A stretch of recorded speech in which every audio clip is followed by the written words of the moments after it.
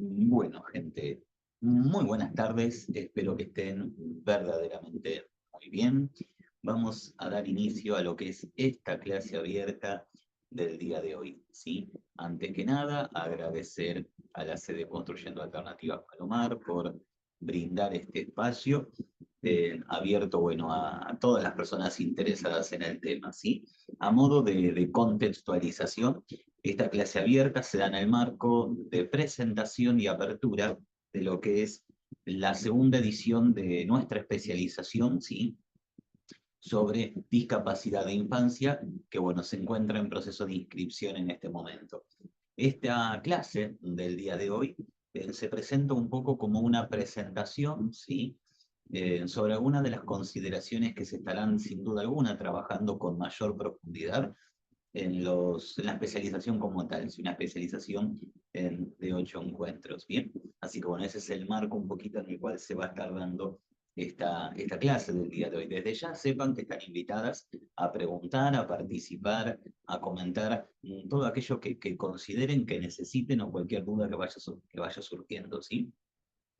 Que bueno, está la idea de hacerlo de esta manera y no directamente subir un video al aula virtual, perdón, al aula virtual, a las redes sociales, es justamente poder tratar de generar feedback, de vuelta, que tengan la posibilidad de preguntar o comentar lo que, perdón, lo que necesiten. Eh, mm, Importante porque habrá gente que me conozca y gente que quizá no, ¿sí? Mi nombre es Federico Fronteras, no soy profesor en la sede Construyendo Alternativas Palomar, soy licenciado en psicología y también acompañante terapéutico, ¿sí? Desde hace bastantes años ya, por lo que mi encuentro con la discapacidad como tal se da sobre todo desde lo que es el marco del ejercicio profesional, ¿sí? Que es el ámbito donde, eh, donde me he desempeñado, ¿sí? Sobre todo acompañando terapéuticamente a niños en discapacidad, muchos de ellos en el ámbito educativo y a veces en el ámbito domiciliario, ¿sí? Pero bueno, gran parte de mi desarrollo profesional se ha dado en el trabajo con distintos tipos de personas, sobre todo infantes con discapacidad, ¿bien? Eh, por fuera de, por fuera de eso, el segundo gran factor que me motiva en torno a lo que es el trabajo con discapacidad tiene que ver de la manera en la cual uno entiende la discapacidad, que es un poquitito de lo que vengo a conversar con ustedes el día de hoy, ¿sí? Acá hay dos cuestiones como para tener en cuenta, ¿sí? Hay dos aspectos que me parece importante tener en consideración, ¿bien? Y en principio es que cuando hablamos de discapacidad, estamos hablando de un concepto que quizás inicialmente no fue de fácil definición, ¿sí? ¿Por qué? Porque la palabra discapacidad se encuentra incluyendo en un montón de posibles condiciones, ¿sí? No será lo mismo una persona que de golpe se encuentre presentando una discapacidad por la ausencia o pérdida de un miembro, ¿sí? Dígase una extremidad inferior, una pierna, ¿sí? A una persona que tenga una discapacidad intelectual, por ejemplo, ¿no? No será lo mismo. O, por ejemplo, una persona que no presente una discapacidad intelectual, pero que tenga un tipo de alteración psicológica, como puede ser, por ejemplo, el trastorno bipolar, ¿sí? O, hablando estrictamente de la infancia, un niño que nazca con una condición del espectro autista, por ejemplo, ¿sí? En donde no necesariamente tampoco hablamos de que se homologa de manera directa la presencia de una condición o de un trastorno con discapacidad tampoco como tal. ¿Qué estoy queriendo decir? Bueno, lo que estoy queriendo decir es que cuando ubicamos el concepto de discapacidad, hay una cuestión de índole heterogénea que lo atraviesa de punta a punta, ¿sí? Cuando hablamos de discapacidad, se nos presenta un gran conglomerado de posibilidades que muchas veces no resultan fácilmente asociables entre sí, porque aparte tenemos o nos encontramos con que hay distintas clasificaciones de discapacidad. Yo en el día de hoy no me voy a meter en ese apartado, si los distintos tipos de clasificaciones de discapacidad, porque entiendo que quizá no es donde podemos encontrar el mayor jugo. Pero sí en que a partir de lo que son estas distintas clasificaciones, entender de primera mano que el concepto de discapacidad verdaderamente abre a una posibilidad de distintos sentidos que no son necesariamente fáciles de agrupar bajo un solo concepto, ¿sí? Y de ahí me gustaría partir, si se quiere, esta clase abierta del día de hoy. Pero aparte, a esto es importante agregarle una segunda consideración, que esta clase abierta se encuentra orientada no solamente a que hablemos sobre discapacidad de una cuestión de índole general, sino a incorporar otra variable, que es la variable del rango etario, ¿sí? La variable de la infancia, ¿no? Que al final de todo estamos hablando de discapacidad en la infancia. ¿Bien? Estas dos variables, en principio, parecen acotar la problemática de la discapacidad, ¿sí? Pero no se crean que lo acota demasiado. ¿Por qué? Porque por lo general, ¿sí? Y esto claro que cada caso podrá encontrarse o deberá encontrarse siendo analizado desde una perspectiva completamente particular, pero la infancia, a diferencia de la adultez, se caracteriza por procesos de cambio que son acelerados a comparación de lo que pasa con el adulto, ¿sí? ¿Qué quiero decir? Mire, se lo pongo con un ejemplo que creo yo que lo va a explicar muy verdaderamente muy claro. En una cosa es un recién nacido, ¿sí? Que puede encontrarse al momento de nacer pesando 2 kilitos o 3 kilitos y que tendrá un cerebro, ¿sí? Que no será mucho más grande que el tamaño del puño de un adulto y que para alrededor de su quinto año de vida, ¿sí? En 5 añitos, desarrolla una masa cerebral prácticamente tan grande como la de un adulto, ¿sí? Solamente en 5 años. Eso quiere decir que desde el quinto año hasta, ¿sí? Hasta la adolescencia, ese cerebro seguirá creciendo porque no ha alcanzado su tamaño máximo, sin duda alguna, pero no va a crecer nunca lo que ha crecido en ese momento. Y esto como para ubicar una característica, ¿sí? De las variaciones en torno a lo que es el infante y el adulto como tal. ¿Bien? Ahora, ¿por qué hago estos dos señalamientos? Bueno, porque si en este punto la infancia se caracteriza por cambios más o menos veloces, ¿sí? Y el adulto, en cambio, se caracteriza por cambios, que habrá cambios, ¿sí? Pero tienden a ser más estables a lo largo del tiempo. Entonces, esto también implicará que las condiciones que se tengan en cuenta en torno al fenómeno de la discapacidad en un niño, ¿sí? También tendrán ciertas consideraciones en relación a los procesos de cambio, porque el hecho de que se presente una discapacidad en un infante no quiere decir que esa discapacidad actúe siempre de manera completa y permanente. Cuando hablo de permanencia, en realidad lo que estoy haciendo referencia es que podrán presentarse variaciones en las formas en las cuales esa discapacidad se encuentra presentándose, ¿sí? No que quizás la persona no vaya a presentar una discapacidad con el paso del tiempo, sino que haya variaciones en cómo se presenta y sobre todo en los distintos niveles de apoyo que ese niño a lo largo de su infancia puede encontrarse necesitando, ¿sí?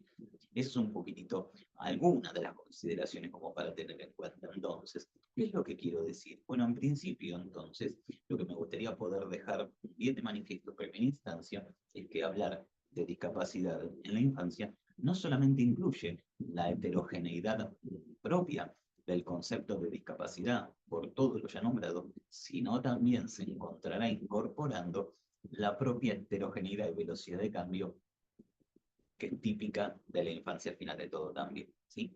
Por lo que no es un elemento menor tener en cuenta a ambas, ¿sí? No es un elemento menor. Ahora, lo que ocurre en términos del fenómeno de la discapacidad, ¿sí? Y la infancia como tal, es que el, la discapacidad en la infancia suele por lo general encontrarse siempre rondando a partir de lo que es el suceso del diagnóstico, ¿sí? ¿Qué quiero decir con esto? Bueno, que por lo general no es un fenómeno extraño que cuando se articula la posibilidad de una discapacidad sea con motivo de un diagnóstico previo, ¿sí?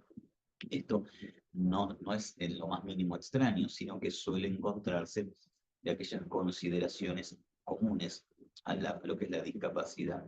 Discapacidad habrá, en principio podemos encontrar una clasificación muy básica, ¿sí? Que podrá ser una discapacidad de tipo adquirida o de tipo innata, ¿sí?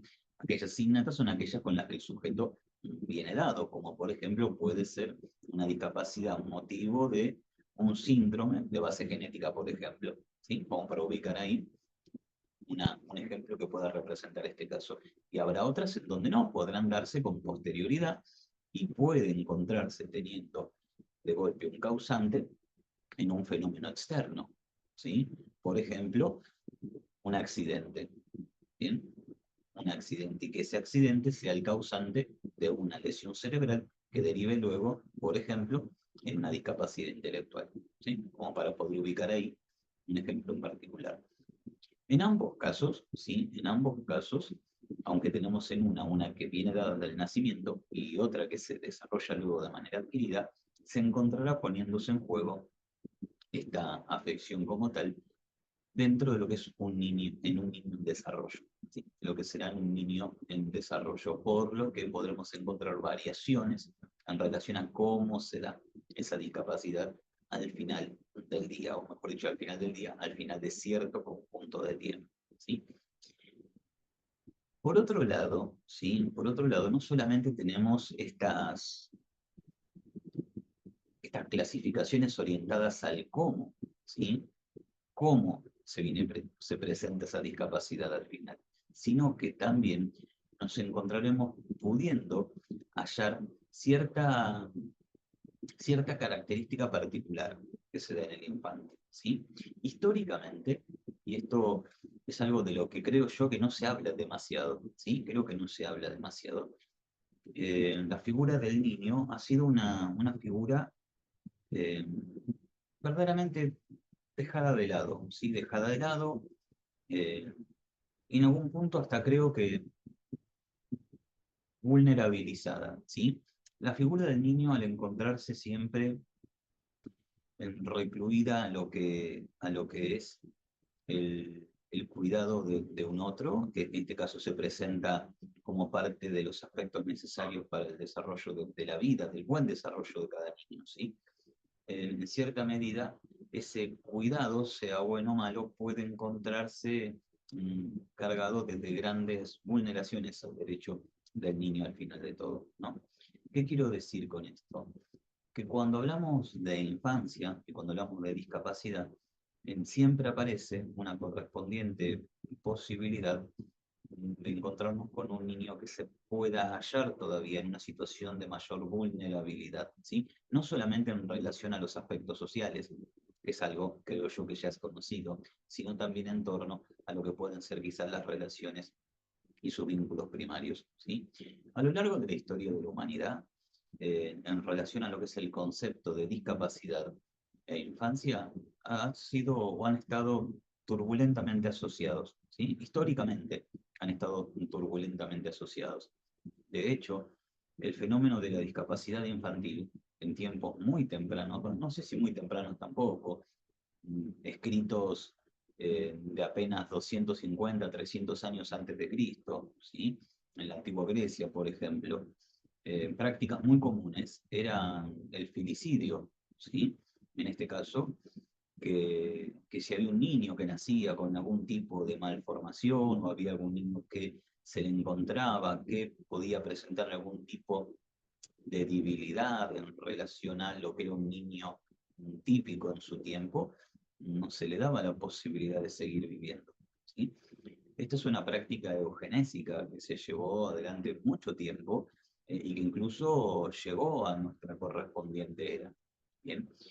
Eh, Hubo en algún momento en el desarrollo de la historia de la humanidad, esto sobre todo alcanzado lo que era ya la Roma cristiana, un intento por proteger a lo que es la infancia y evitar el, el asesinato de niños con discapacidad. No salió bien la aplicación de la ley, ¿sí? No solamente porque no se tenían los recursos para evitar que esto ocurriera, sino que terminó derivando muchas veces en fenómenos de esclavitud infantil, ¿sí? Esto se los pongo como un ejemplo, como una anécdota, ¿sí? Eh, en un momento, esto en Roma del año 100, ¿sí? Se había sacado una ley, ¿sí? En donde si alguna familia abandonaba a algún niño con discapacidad, la persona que encontrara a ese niño con discapacidad podía darle uso de esclavo, ¿sí? Fíjense, ¿no? Esta ley, ¿cuál era su principal intención primera? Bueno, evitar que los sigan asesinando, ¿sí? A estos niños.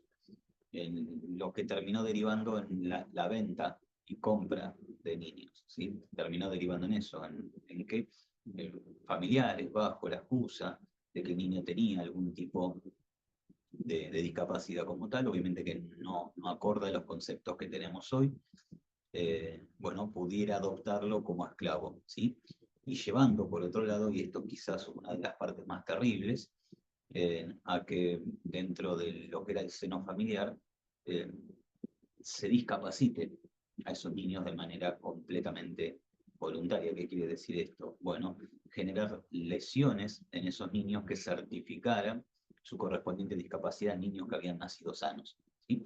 ¿Por qué les estoy comentando esto? ¿Sí? ¿Porque me interesa hacer de esto una clase de historia? Bueno, no. Estoy comentando esto para que observen que en realidad la relación entre infancia y discapacidad no ha sido una relación que se ha presentado verdaderamente de forma muy armoniosa, que digamos, ¿sí?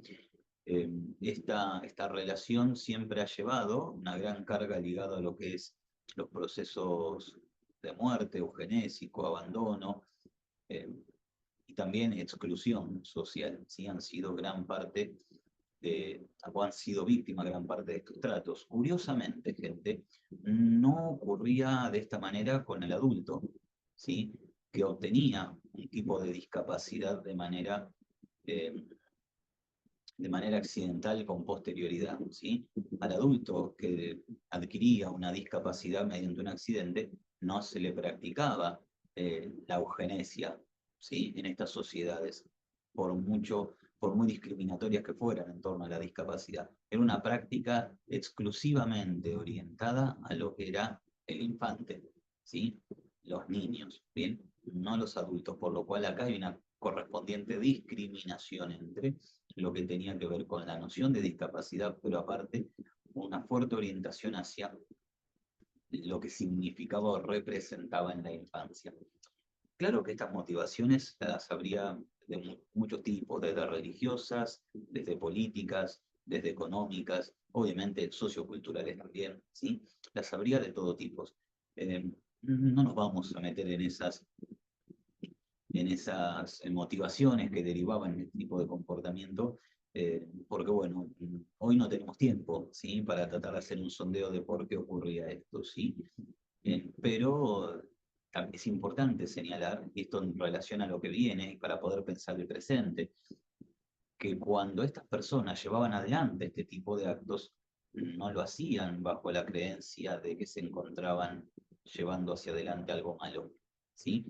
Seguramente habrán escuchado esta frase donde nadie es el malo de su propia historia, ¿no? Bueno, había ciertas lógicas fundacionales en cada contexto, en cada momento histórico, apoyados por paradigmas que permitían, justificaban y habilitaban estos procederes, ¿sí? Y aunque pueda parecer extraño, ¿sí? Con todo lo que ha pasado, con todo el tiempo que ha ocurrido, desde aquellos años hasta los de hoy, la cosa ha cambiado, sin duda, pero este tipo de prácticas se sostuvo hasta bastante más cerca de lo que podemos creer, ¿sí? La práctica de exclusión, la práctica eugenésica. Los primeros intentos de querer incorporar a la sociedad a poblaciones de personas con discapacidad se dio a fines de lo que era la Edad Media, ¿sí? Y curiosamente, contra mucho de lo que por ahí se podría pensar, algunas de las primeras innovaciones o intentos de llevarlo a cabo estuvieron a cargo de lo que era la religión cristiana, por ejemplo, ¿sí? Que desde su correspondiente ordenamiento moral, bueno, tenía la prohibición de no matar. Entonces buscaba alternativas, ¿sí? Buscaba alternativas. Luego veremos si fueron o no, si alcanzaron los resultados pensados o no, ¿sí? Pero esto apareció, no es algo muy nuevo, ¿sí? Es algo que podrá tener algunos siglos, ¿sí? Pero en lo que es el desarrollo de nuestra historia no es tanto tampoco, ¿sí? Y ni hablar de que se popularizara como parte de las intervenciones médicas que tenemos hoy. Sí, eso está bastante más cerca de nuestro tiempo incluso. Bien. Pero bueno, independientemente de estas cuestiones, también podemos eh, ubicar estadísticas en los días de hoy, ¿sí? Y quizás hacemos una pregunta, ¿no? Quizás hacernos una pregunta. Eh, en aquel momento, como bien decíamos, los niños que nacían con una discapacidad verdaderamente no tenían muchas chances de poder seguir viviendo, ¿sí? Porque las concepciones que se tenían con respecto a ellos eran muy negativas. Sin embargo, hay países ahora, ¿sí? El año pasado, estadísticas eh, actuales, ¿sí? En donde se observa que, por ejemplo, la tasa de natalidad de casos, por ejemplo, de niños con síndrome de Down es bajísima o ha desaparecido. No nacen personas con síndrome de Down en algunos países, ¿sí? Y la pregunta es por qué. A partir de ahora, la trisomía 21 no se presenta en los embarazos, ¿sí? ¿Acaso en esas situaciones, en estos niños que nacen, ya no está la posibilidad de que se dé la trisomía 21 motivo del síndrome de Down? Bueno, no es que no se da, se sigue dando. Lo que ocurre es que esos niños no llegan a nacer, ¿sí? No llegan al momento en el cual puedan atravesar la situación de parto. De hecho, en distintos tipos de países, esto sobre todo en los países europeos, el 95, alrededor del 95-96% de los diagnósticos prenatales, de niños que tienen diagnósticos prenatales, no llegan a nacer nunca, ¿sí? No llegan a nacer. Ahora, esto no busca presentarse, ¿sí, gente? Como una crítica a lo que puede llegar a ser el aborto ni nada por el estilo, sino una pregunta, ¿sí? Una simple pregunta. Si este 96% de niños, ¿sí? Que no llegaron a nacer, no hubieran tenido un diagnóstico, ¿sí? Prenatal, ¿hubieran nacido? ¿No? Es una pregunta interesante, como para pensarla, no sé si para responderla, porque verdaderamente no lo sabemos, pero intuitivamente podemos de alguna manera articularnos una idea, ¿sí? Si intuitivamente creemos que en realidad hubieran tenido muchas más chances de sobrevivir que de, en este caso, que de no, bueno, entonces la pregunta que nos tenemos que hacer consecutivamente es, ¿la concepción que tenemos de los niños con discapacidad sigue siendo tan distinta, ¿sí?, a aquella que se tenía en cuenta a principio de nuestra era, ¿sí? O antes de Cristo, ¿sí? Bueno, me parece una pregunta interesante, ¿sí? Me parece una pregunta interesante. ¿Será que hemos permitido una práctica eugenésica en nuestro momento a la discapacidad, ¿sí? Siempre y en tanto el niño no nazca? ¿Será una posibilidad? Bueno, son preguntas, son alternativas, ¿sí? Y al final de esto esconde, ¿sí? ¿Qué entendemos por la discapacidad? ¿Y qué entendemos sobre todo por la discapacidad de la infancia? Claro que hay países en donde esto se mide más, se mide mejor. Curiosamente, por lo general siempre se habla de las estadísticas de personas con síndrome de Down, porque son los diagnósticos prenatales que por lo general quedan asentados, ¿sí? Pero hay muchos otros diagnósticos y hay ONG, hay instituciones que hacen este seguimiento, pero habrá muchas otras, ¿sí? De los que no se tenga registro, ¿bien? Porque no hay una ONG que se encuentre representando a conjuntos de niños que tienen otro tipo de diagnóstico, ¿bien? Entonces, bueno, es verdaderamente una cuestión como para pensar y debatir, ¿sí? ¿Cómo seguimos entendiendo la discapacidad del día de hoy, ¿no? Y claro que hay países donde estas estadísticas son muy distintas, pero en Estados Unidos el porcentaje no asciende a tanto, no asciende tanto como el 90 y pico por ciento, pero es superior al 60, ¿sí? Lo cual también sigue presentándose como un número alto.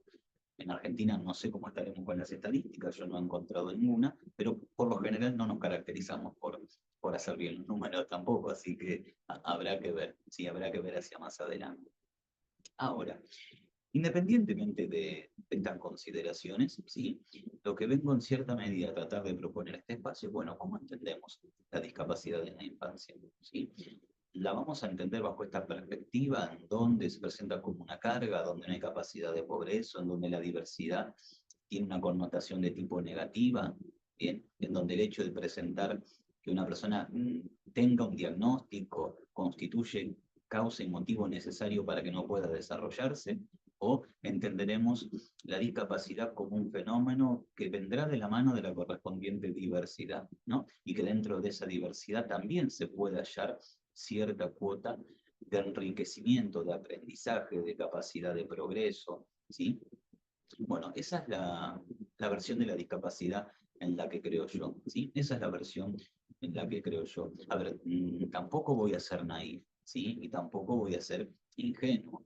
No voy a decir que es fácil, ¿sí? El hecho de transitar la vida con una persona con discapacidad, con un niño con discapacidad, no voy a decir que sea simple, ¿bien? Y que no demande su correspondiente gran cuota de esfuerzo, porque verdaderamente no es así, ¿sí? Sin duda alguna, requerirá de mucho trabajo, en muchos casos puede que sea necesario articular procesos terapéuticos, ¿sí? Contar para que pueda transitar en la escolaridad con un acompañante. Puede ser que sea necesario un acompañamiento para la familia también, ¿sí? Transitar los distintos procesos de duelo que un diagnóstico puede traer consigo, correcciones, trámites, revaluaciones de diagnósticos, certificados de discapacidad. Bueno, sin duda alguna, hay muchas cuestiones que podrán articularse como aspectos no deseables, pero por el otro lado, tenemos una persona que se encuentra presentando con un diagnóstico, con una discapacidad como tal, y que a la par de esto, no podemos pensar sin su correspondiente discapacidad. ¿Qué quiero decir con esto? Voy a tratar de explicarme, ¿sí? En el momento en el que yo, perdón, quizás voy a ser como muy concreto en el caso, ¿sí? Pero busco presentar que no se puede disociar una cosa de otra, ¿bien? Si yo trabajo con una persona que tiene síndrome de Down, ¿sí? Y esta persona se llama Felipe. A Felipe lo va a definir su síndrome de Down. ¿Será síndrome de Down? No, la realidad es que no. Será Felipe, ¿sí? Será Felipe con sus gustos, con sus intereses, ¿sí? Con sus procederes, con sus relaciones, con sus problemáticas también, ¿sí? Será Felipe. Entonces yo puedo decir que Felipe es una persona con síndrome de Down o que tiene síndrome de Down. Bueno, la realidad es que por lo general tendemos a hablar de tiene, ¿sí? Porque en este punto no se define a las personas por aquello que tienen, ¿sí? Por lo tanto, no solemos decir eso. Sin embargo, también hay una cuestión que me parece interesante poder pensar. ¿Puedo pensar a Felipe sin que tenga síndrome de Down? ¿No?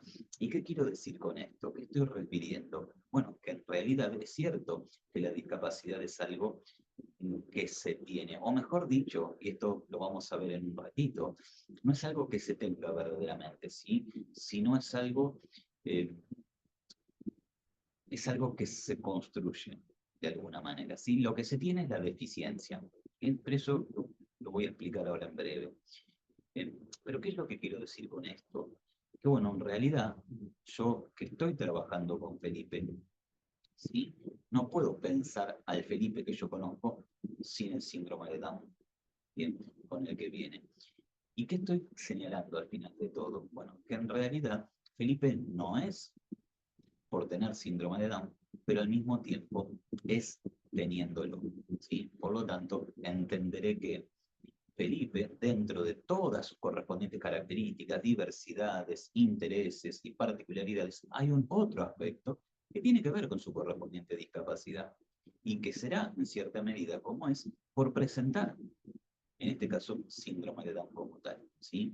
Y que no podría haber encontrado una persona tan maravillosa como Felipe si no tuviera síndrome de Down también, ¿sí? Entonces, lo que quiero señalar es que sin duda alguna, el hecho de que una persona presente algún tipo de diagnóstico, de síndrome, de condición, dígase cualquiera, será no sin su correspondiente problemática asociada a su discapacidad también, ¿sí? Por lo que podemos encontrarnos al final de todo que la discapacidad articula gran parte de esta diversidad. No podemos definir la totalidad del niño por su discapacidad, pero no es sin la misma. Bien, al final de todo lo que quiero ubicar con esto, y espero por ahí que se entienda, ¿no? Porque a veces me da miedo ser poco claro con estas cuestiones, es que el fenómeno de la discapacidad podrá ser tan terrible como aquellas consideraciones que uno tenga sobre el mismo, ¿sí? Si uno entiende que en este caso la persona, el niño con discapacidad como tal, tendrá en este punto una discapacidad y esta discapacidad puede ser repensada, planteada, valorada como un aspecto distintivo del niño como tal, podemos encontrar ahí algo del orden de lo positivo y no quedarnos con estas construcciones socioculturales en donde la discapacidad aparece como si fuera algún tipo de maldición, ¿sí? Porque no lo es, ¿sí? Perdón, yo sigo hablando de Felipe, ¿sí? Que es un caso hipotético.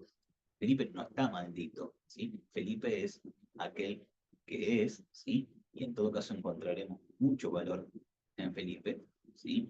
Por cómo es. Y si de esto, de cómo es, bien asociado a un síndrome de Down, bueno, lo entenderemos como parte de las características que trae consigo, ¿sí?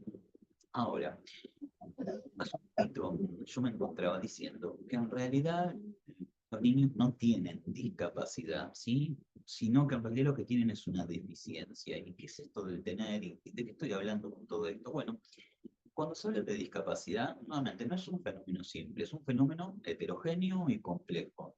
Y aparte es el resultante de la interacción con la sociedad, ¿sí? Pero yendo de a poco, la cuestión es la siguiente. Lo que podrá tener Felipe en todo este ejemplo que yo estoy ubicando es una trisomía de tipo 21 que se encontrará produciendo un síndrome, ¿sí? En este caso un síndrome que se caracteriza por un montón de variaciones, así como puede darse, por ejemplo, en la condición del espectro autista, o como puede darse en un niño con parálisis cerebral, que las causas son muy distintas, ¿sí? Y además en algunos no se conocen de todas las causas, bien, pero que esas variaciones se podrán encontrar presentando distintas características, ¿bien? Ahora, la cuestión es la siguiente, ¿sí? Esas variaciones van a terminar derivando de alguna manera en lo que es una parte del organismo del sujeto, ¿sí? Puede ser en una estructura o en una parte directa del cuerpo, ¿sí?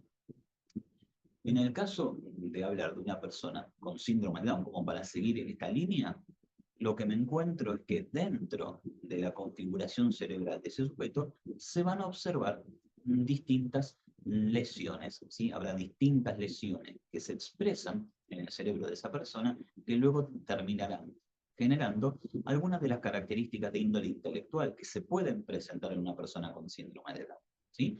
Ese es el sustento físico de una de las características o de varias de las mismas, ¿sí? Porque puede haber, desprenderse de esto, múltiples cuestiones. Lo mismo para con una persona con parálisis cerebral, ¿sí? La parálisis cerebral se presenta como un trastorno del neurodesarrollo motor que se da en la infancia y que debido a una lesión en el cerebro se produce cierta dificultad en lo que es el movimiento dentro del cuerpo y la posición del cuerpo como tal, ¿sí? No vamos a profundizar en trastornos o discapacidades en particular, sino que ubico ahí en dónde se encuentra la causa, ¿sí? Bueno, en ese caso, esa lesión tiene que ver con la cuestión de la deficiencia, si es el sustento orgánico que establece esta diferencia en relación a lo típico, en relación a la norma, si se quiere, ¿sí? En relación a lo que es el desarrollo psicomotor típico de todos los otros niños, ¿sí? Entonces, ¿qué ocurre? Ahí donde un niño típico aprende a caminar más o menos al año, bueno, quizás este niño hipotético del que yo le estoy hablando llega al año de vida y no camina, ¿sí? Y quizás llegó a los 2 años y sigue sin caminar. Bien, bueno, ¿qué pasa? Eso tiene que ver con el niño, eso se presenta como una deficiencia y obedece a una causa de tipo orgánica.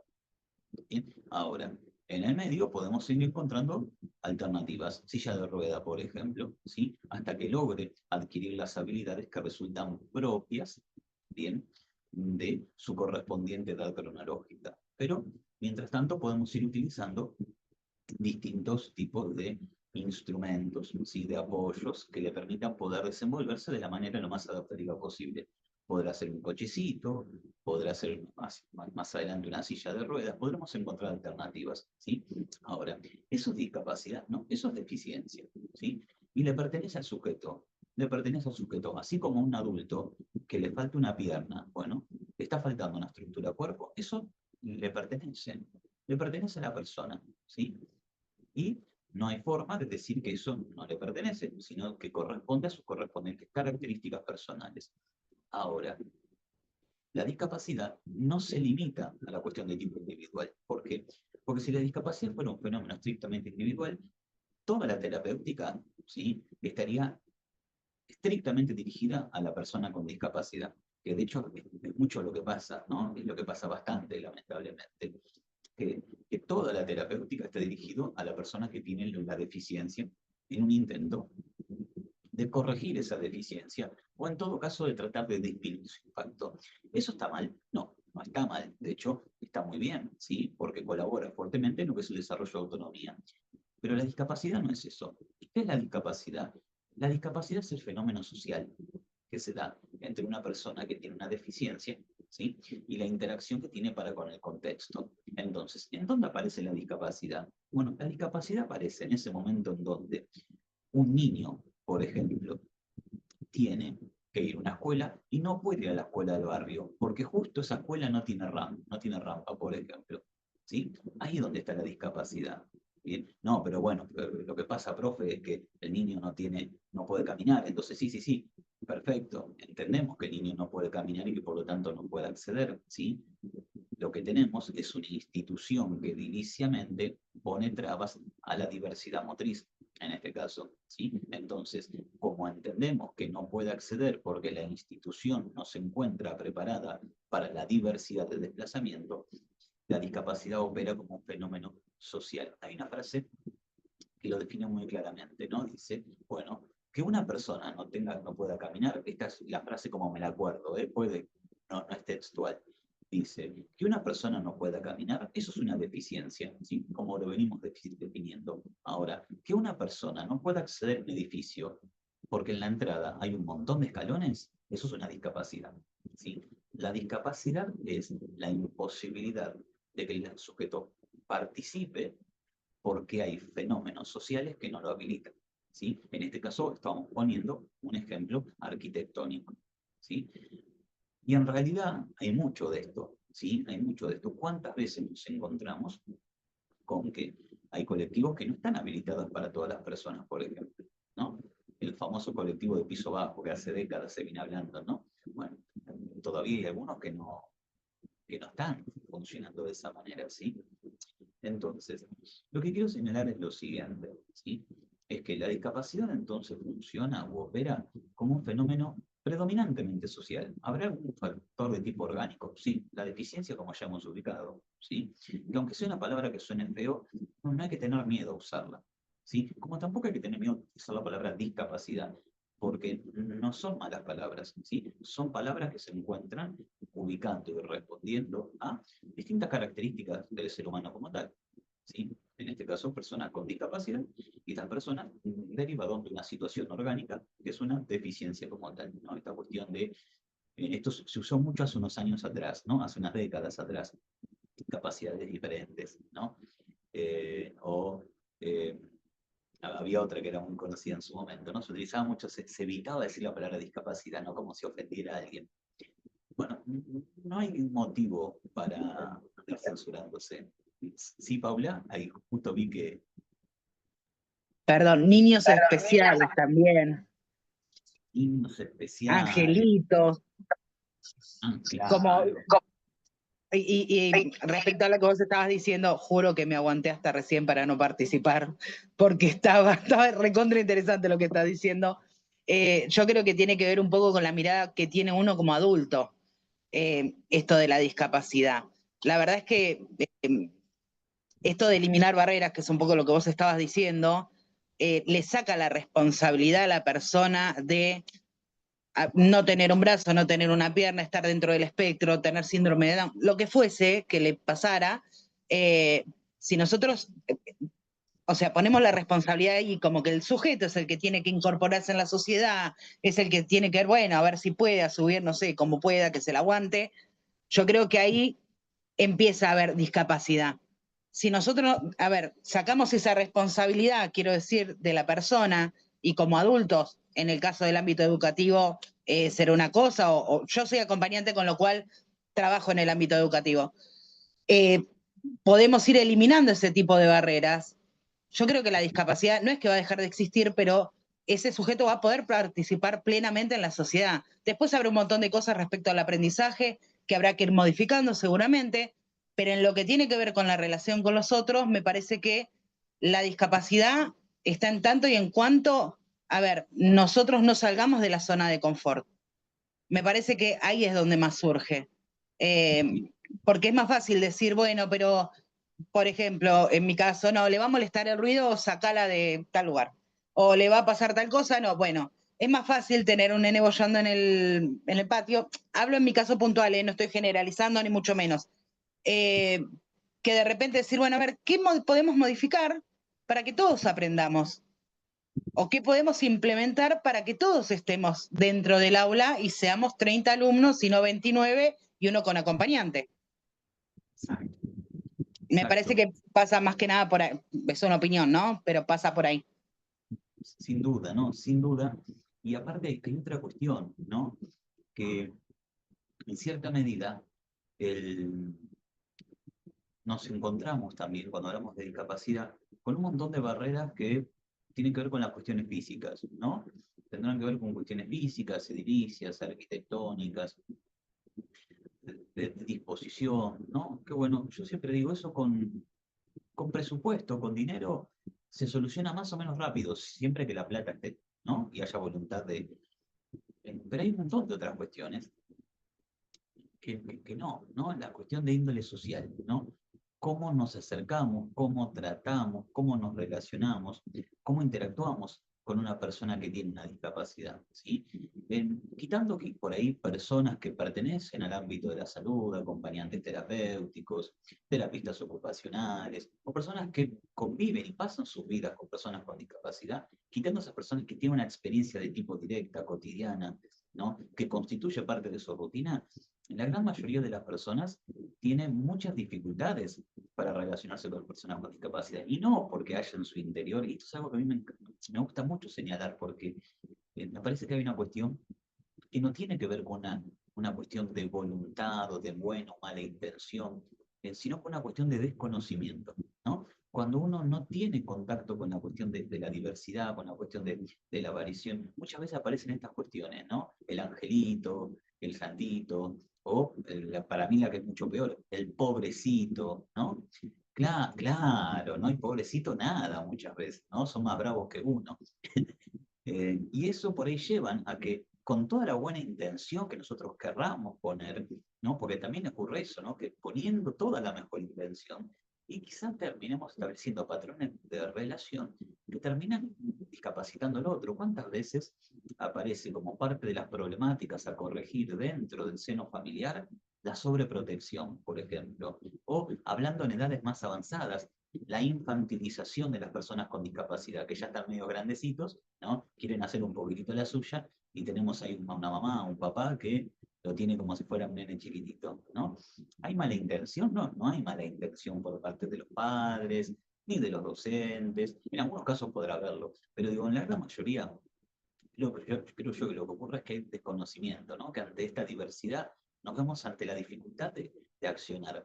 ¿Y cómo se soluciona esto? Bueno, la realidad es que no existe algo así como una cura para esto, pero la mejor forma de encontrarnos de alguna manera relacionándonos mejor con la diversidad es naturalizándola, conviviendo con la diversidad, ¿sí? Que constituya parte de lo que son las sociedades en las que convivimos, que por suerte de a poquito se está dando, pero que no alcanza, ¿sí? Y transitar de golpe una experiencia de tipo educativa con una persona que presenta una discapacidad como tal, instruye a todos los compañeritos, ¿sí?, a poder tener acercamientos que sean mucho más responsables, socialmente más conscientes, cuáles son sus correspondientes necesidades, cuáles son las formas de acercamiento, cómo uno puede comunicarse con esta persona, qué tipo de cuidados también uno puede o debe tener, ¿no? Y esto uno lo aprende en la medida que lo ha transitado con anterioridad, lo ha vivido, ¿no? Por eso es que muchas veces el territorio de la escolaridad es un excelente espacio para colaborar no solamente en lo que es la cuestión del aprendizaje, que es lo esencial para lo que está y es lo que tiene que garantizar, sino también para borrar estigmas, ¿no? En la medida que se ha naturalizado la figura de una persona con discapacidad en ese espacio, se colabora fuertemente a tratar de eliminar este posicionamiento de estigma, que muchas veces no es un fenómeno voluntariamente pensado, ¿no?, sino que es un fenómeno que es intrínseco a lo diferente. Uno cuando estigmatiza muchas veces no lo hace voluntariamente, ¿sí? Lo hace de una manera que resulta de tipo inconsciente, ¿no? Y ahí es donde muchas veces aparece esta cuestión, ¿no? Este estigma como señalador de lo diferente, porque nunca en la vida compartí un espacio con una persona dentro de la diversidad funcional, ¿no?, que en este caso son otras formas en las cuales hablan de discapacidad, ¿no? Nada, me parece como para ir redondeando, ¿no? Entonces, que el fenómeno de la discapacidad, pensarlo de una perspectiva social, ¿sí? Esto que bien decía Paula, ¿no? Nos ubica en un lugar interesante, ¿sí? En principio nos ubica en un lugar interesante. ¿Y cuál es ese lugar interesante? Bueno, entender en principio que en el otro se presenta algo del orden de la deficiencia, de la diferencia, que anatómicamente habrá algo que se encuentre derivando en esto que se presenta como discapacidad, pero en la medida que entendamos que la discapacidad se da en interacción para con el medio social, nos pone en un lugar de responsabilidad, ¿sí? No de culpabilidad, como muchas veces por ahí nos quieren hacer gritar, de culpabilidad no, de responsabilidad. ¿De responsabilidad en qué sentido? Bueno, de discapacitar lo menos posible, ¿sí? En este caso, de encontrarnos teniendo o presentando, ¿sí?, patrones de comportamiento relacionales, vinculares, comunicativos, de aprendizaje, ¿sí?, en donde nos encontramos estableciendo relaciones con otros, en donde al otro no se lo discapacite, ¿sí?, en donde al otro se lo tenga en cuenta en su diversidad, ¿sí?, y desde tenerlo en cuenta en esa diversidad,